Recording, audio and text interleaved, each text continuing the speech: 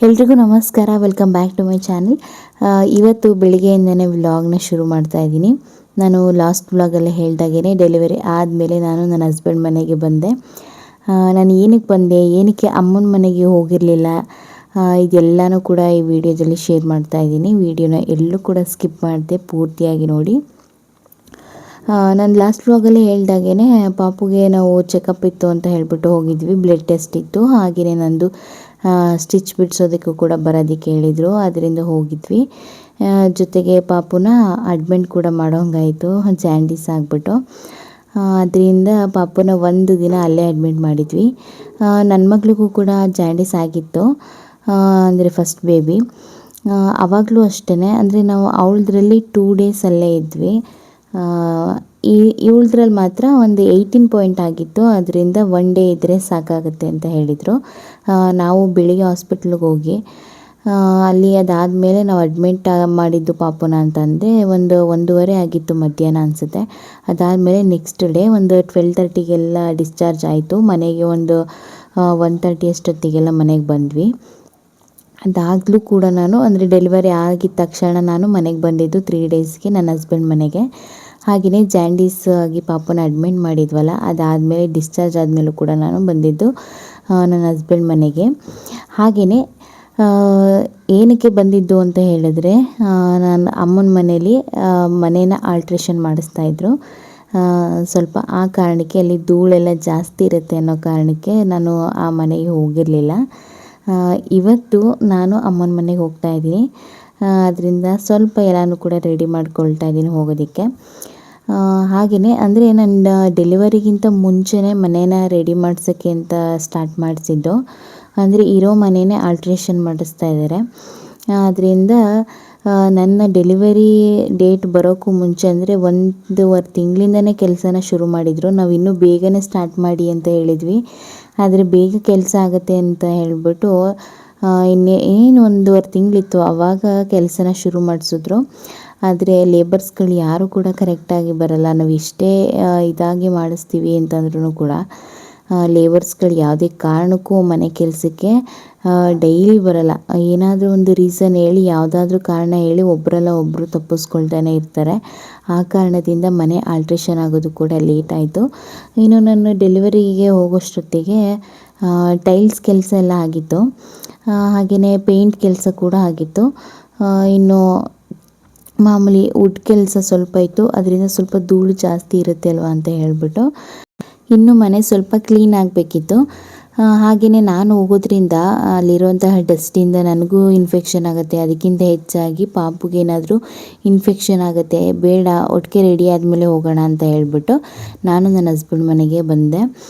ಹಾಗೆಯೇ ಪೂಜೆನೂ ಕೂಡ ಮಾಡಿಸ್ಬೇಕು ಅಂತ ಡಿಸೈಡ್ ಮಾಡಿದರು. ಗಣಪತಿ ಹೋಮ ಮಾಡಿಸ್ಬಿಡೋಣ, ಅದಾದಮೇಲೆ ಕರ್ಕೊಂಡು ಬಂದರೆ ಚೆನ್ನಾಗಿರುತ್ತೆ ಅಂತ ಹೇಳಿಬಿಟ್ಟು ಡಿಸೈಡ್ ಮಾಡಿದ್ವಿ. ಅದಾದಮೇಲೆ ಇಲ್ಲಿ ಮಾಮೂಲಿ ಡೆಲಿವರಿ ಆದಮೇಲೆ ನಾನು ಒಂದು 10 ಡೇಸ್ ಇಲ್ಲೇ ಇದ್ದೆ. ಅದಾದಮೇಲೆ ಪೂಜೆ ಮಾಡೋ ಡೇಟ್ ಬಂದು 25th ಇತ್ತು. ಅಂದರೆ ನಾನು ಸ್ವಲ್ಪ ಬೇಗನೆ ಹೋದೆ, ಮನೆ ಅಂದರೆ ರೆಡಿ ಆಗಿತ್ತು, ಕ್ಲೀನ್ ಕೂಡ ಆಗಿತ್ತು. ಅದರಿಂದ ಹೋಗೋಣ ಅಂತ ಹೇಳಿಬಿಟ್ಟು ನಾನು ಅಮ್ಮನ ಮನೆಗೆ ಹೊರಡ್ತಾ ಇದ್ದೀನಿ.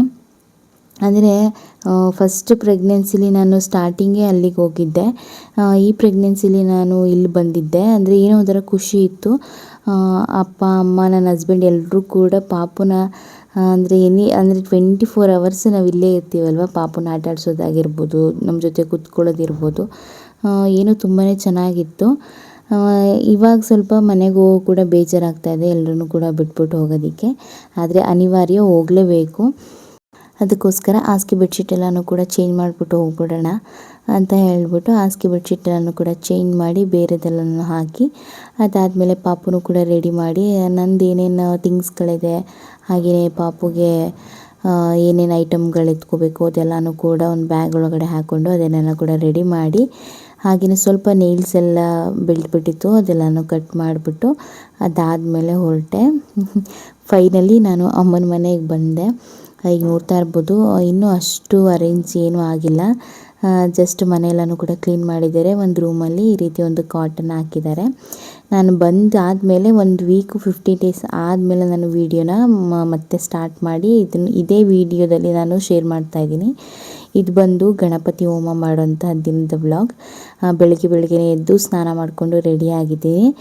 ಅಂದರೆ ನಮ್ಮ ಮನೆಯಲ್ಲಿ, ಅಂದರೆ ಅಪ್ಪನ ಮನೆಯಲ್ಲಿ ಗಣಪತಿ ಹೋಮ ಆಗೋಕ್ಕೂ ಮುಂಚೆನೇ ನನ್ನ ಹಸ್ಬೆಂಡ್ ಮನೇಲಿ ಒಂದು ಹೋಮ ಇತ್ತು, ಅದನ್ನು ಕೂಡ ಮುಗಿಸ್ಕೊಂಡು ಬಂದೆ. ಏನಕ್ಕೆ ಅಂದರೆ ಪಾಪು ಹುಟ್ಟಿದಂಥ ಈ ನಕ್ಷತ್ರದಲ್ಲಿ ಅವಳು ಸೋದರ ಮಾವ ಅವಳ ಮುಖನ ನೋಡಬಾರ್ದು, ಒಂದು ಪೂಜೆ ಮಾಡಿಸಿ ನೋಡಬೇಕು ಅನ್ನೋದಿತ್ತು.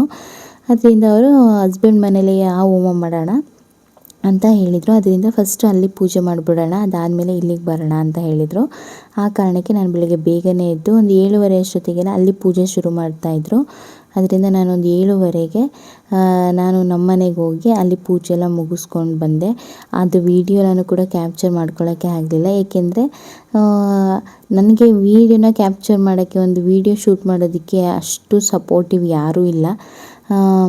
ಅಂದರೆ ನನ್ನ ಜೊತೆ ಪೂಜೆಗೆ ನನ್ನ ಹಸ್ಬೆಂಡ್ ಕೂಡ ಕೂತಿದ್ರಲ್ವ, ಅದರಿಂದ ವೀಡಿಯೋ ಶೂಟ್ ಎಲ್ಲ ಮಾಡ್ತಾಯಿದ್ರೆ ಖಂಡಿತ ಬೈಸ್ಕೊತೀನಿ ಅಷ್ಟೇ. ಅದರಿಂದ ವೀಡಿಯೋನ ಶೂಟ್ ಮಾಡಲಿಲ್ಲ. ಅದರಿಂದ ಅದಾದಮೇಲೆ ಅಲ್ಲಿಂದ ನಾನು ಫಸ್ಟು ಡ್ರೆಸ್ ಹಾಕ್ಕೊಂಡು ಹೋಗಿದ್ದೆ. ಅದಾದಮೇಲೆ ಪೂಜೆಗೆ ಸ್ಯಾರಿ ಹಾಕ್ಕೊಂಡು ಕೂತ್ಕೊಂಡ್ರೆ ಚೆನ್ನಾಗಿರುತ್ತೆ, ಸ್ಯಾರಿ ಹಾಕ್ಕೊಂಡು ಕೂತ್ಕೋಬೇಕು ಅಂತ ಹೇಳ್ಬಿಟ್ಟು ಈ ಸ್ಯಾರಿ ನಾನು ಒಂದು ಸಲನೂ ಕೂಡ ವೇರ್ ಮಾಡಿಲ್ಲ. ಹಾಗೆ ಬ್ಲೌಸ್ ಕೂಡ ಸ್ಟಿಚ್ ಮಾಡಿಸಿರಲಿಲ್ಲ. ನನ್ನದೇ ಒಂದು ವೈಟ್ ಕಲರ್ ವೆಲ್ವೆಟ್ ಬ್ಲೌಸ್ ಇತ್ತು, ಅದನ್ನೇ ಸ್ಟಿಚ್ ಮಾಡಿಸಿರೋದಿತ್ತಲ್ಲ, ಅದನ್ನೇ ಮ್ಯಾಚ್ ಮಾಡಿಕೊಂಡು ಹಾಕ್ಕೊಂಡು ಅದಾದಮೇಲೆ ಅಲ್ಲಿ ಪೂಜೆ ಎಲ್ಲನೂ ಕೂಡ ಮುಗಿಸಿ ನಮ್ಮ ಅಣ್ಣನೂ ಕೂಡ ಬೆಂಗಳೂರಿಂದ ಬಂದಿದ್ದ. ಅವನು ಕೂಡ ಪಾಪುನ ಎಣ್ಣೆಲಿ ಮುಖನ ನೋಡಿ ಅದಾದಮೇಲೆ ಡೈರೆಕ್ಟಾಗಿ ನೋಡಿದ್ದು. ಅದಾದಮೇಲೆ ಅಲ್ಲಿಂದ ಬಂದು ಇಲ್ಲಿ ಗಣಪತಿ ಹೋಮನ ಸ್ಟಾರ್ಟ್ ಮಾಡಿದ್ರು. ಅದೇ ಪುರೋಹಿತರು ಕೂಡ ಇಲ್ಲೇ ಮಾಡಿದ್ದು. ಅದಾದಮೇಲೆ ಹೊಸ ಗ್ಯಾಸ್ ಸ್ಟವ್ ಕೂಡ ತಂದಿದ್ರು. ಹಾಗೆಯೇ ಗಣಪತಿ ಹೋಮ ಮಾಡ್ತಾಯಿದ್ರಲ್ಲ, ಅದರಿಂದ ಹಾಲು ಉಗ್ಸೋಣ ಅಂತ ಹೇಳಿಬಿಟ್ಟು ಹಾಲು ಕೂಡ ಉಗ್ಸಿದ್ವಿ. ತುಂಬಾ ಚೆನ್ನಾಗಿತ್ತು. ಅದಾದಮೇಲೆ ಫಸ್ಟ್ ಮಂತು ಫೋಟೋಶೂಟ್ ಮಾಡೋಣ ಅಂತ ಹೇಳಿಬಿಟ್ಟು ಈ ರೀತಿ ಫೋಟೋಶೂಟನ್ನ ಮಾಡ್ತಾಯಿದ್ದೀನಿ. ವಿಡಿಯೋ ತುಂಬಾ ಶಾರ್ಟ್ ಆಗಿದೆ, ಬಟ್ ವಿಷಯ ತುಂಬ ಲೆಂತಿ ಆಗಿದೆ. ಮಾತಾಡಬೇಕು ಅಂತಂದರೂ ವಿಡಿಯೋ ಅಷ್ಟಾಗಿ ಕ್ಯಾಪ್ಚರ್ ಆಗಿರಲಿಲ್ವಲ್ಲ, ಅದರಿಂದ ಲಾಸ್ಟಿಗೆ ಈ ಫೋಟೋಶೂಟ್ ಮಾಡಿದ್ದು ಕೂಡ ಇದಕ್ಕೆ ಆ್ಯಡ್ ಮಾಡಿದ್ದೀನಿ. ಅಂದರೆ ನೀಟಾಗಿ ಹಾರ್ಟ್ ಬೀಟ್ ಬರುತ್ತಲ್ಲ, ಆ ರೀತಿ ಒಂದು ಹಾರ್ಟ್ ಬಿಟ್ಟು ಅದಕ್ಕೆ ಬೀಟ್ಸ್ ಬರುತ್ತಲ್ಲ ಲೈನು, ಆ ಥರ ಹಾಕಿ ಹಾರ್ಟ್ ಮೇಲೆ ಒಂದು ಅಂತ ಸಿಂಬಲ್ ಬರೆದ್ಬಿಟ್ಟು ಈ ರೀತಿ ಫಸ್ಟ್ ಮಂತ್ ಬೇಬಿ ಫೋಟೋಶೂಟನ್ನ ಈ ರೀತಿ ಕಂಪ್ಲೀಟ್ ಮಾಡಿದೆ. ತುಂಬಾ ಚೆನ್ನಾಗಿ ಬಂದಿತ್ತು. ಅಂದರೆ ಸ್ವಲ್ಪ ಅವಳು ಎದ್ದಿರೋ ಟೈಮಲ್ಲಿ ನಾನು ರೆಡಿ ಮಾಡೋಕೆ ಕೂತ್ಕೊಂಡೆ. ನಾನು ರೆಡಿ ಮಾಡೋಷ್ಟೊತ್ತಿಗೆ ನಿದ್ದೆ ಬಂದುಬಿಡ್ತಾಯಿತ್ತು. ಹೇಗೋ ಕಷ್ಟಪಟ್ಟು ಚೆನ್ನಾಗಿ ಒಂದು 4-5 ಫೋಟೋ ಬಂತು. ನೆಕ್ಸ್ಟು ಫೋಟೋಶೂಟ್ ಮಾಡಿದಾಗ, ಸೆಕೆಂಡ್ ಮಂತ್ ಬೇಬಿ ಫೋಟೋಶೂಟ್ ಮಾಡಿದಾಗ ನಿಮಗೆ ಕಂಪ್ಲೀಟಾಗಿ ಯಾವ ರೀತಿ ಮಾಡ್ತೀನಿ ಅನ್ನೋದನ್ನು ತೋರಿಸ್ತೀನಿ. ಫೈನಲಿ ಇದಿಷ್ಟು ಇವತ್ತಿನ ವ್ಲಾಗ್ ಆಗಿತ್ತು. ಐ ಹೋಪ್ ನಿಮ್ಮೆಲ್ರಿಗೂ ಕೂಡ ಈ ವಿಡಿಯೋ ಇಷ್ಟ ಆಗಿದೆ ಅಂತ ಅಂದ್ಕೊಳ್ತೀನಿ. ಪ್ಲೀಸ್ ಈ ವಿಡಿಯೋ ಇಷ್ಟ ಆಗಿದರೆ ಈ ವಿಡಿಯೋನ ಲೈಕ್ ಮಾಡಿ, ನಿಮ್ಗೇನು ಅನ್ನಿಸ್ತು ಅನ್ನೋದನ್ನು ಈ ವಿಡಿಯೋದಲ್ಲಿ ಕಮೆಂಟ್ ಮಾಡಿ. ಹಾಗೆಯೇ ಪ್ಲೀಸ್ ನಮ್ಮ ಚಾನಲ್ನ ಸಪೋರ್ಟ್ ಮಾಡಿ ನಮ್ಮ ಚಾನಲ್ನ ಸಬ್ಸ್ಕ್ರೈಬ್ ಮಾಡ್ಕೊಳ್ಳಿ. Thank you.